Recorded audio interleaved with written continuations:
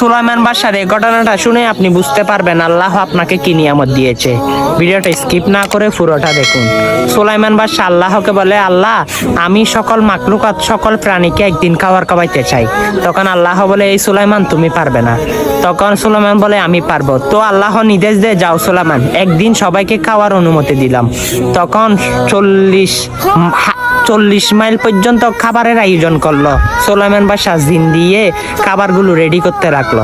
Ready করার পর এখন সকল কিছুকে লাইন ধরতে বললো। লাইন ধরতে ধরতে প্রাণী, পশু পাখি, মানুষ সবাই লাইন কাতার বন্দি হলো। তখন সবাইকে বলে, আগে সমুদ্র থেকে শুরু করি। তখন সমুদ্র থেকে এক বিশাল তিমি মাছ এসে হা করতে লাগলো। তখন বলে, এই প্রাণীকে আগে খাবার শুরু করো। তখন খাবার দিতে দিতে 1 কিলোমিটার, 2 কিলোমিটার, 3 কিলোমিটার, 40 কিলোমিটার খাবার একেবারে শেষ হয়ে গিয়েছে। তখন সুলাইমান বাদশা বলে, আল্লাহ রিজিকের মালিক যে আপনি, আমি আজকে বুঝতে পেরেছি। হ্যাঁ, আপনি ছাড়া আর দুনিয়াতে রিজিক দেওয়ার ক্ষমতা কারো নাই। তখন ওই তিমি মাছ মুখ খুলে বলে, সুলাইমান শুনো, আল্লাহ রাব্বুল আলামিন প্রতিদিন আমাকে 3 রুকমা খাবার দিয়ে থাকে। সে 3 রুকমার মধ্যে 1 রুকমার খাওয়াও তুমি আমাকে দিতে পারো নাই। সুবহানাল্লাহ। দেখেন আমার আল্লাহ কত নিয়ামত আপনাকে দেয়, সেই আল্লাহর শুকরিয়া আদায় করতে আপনার মনে চায় না।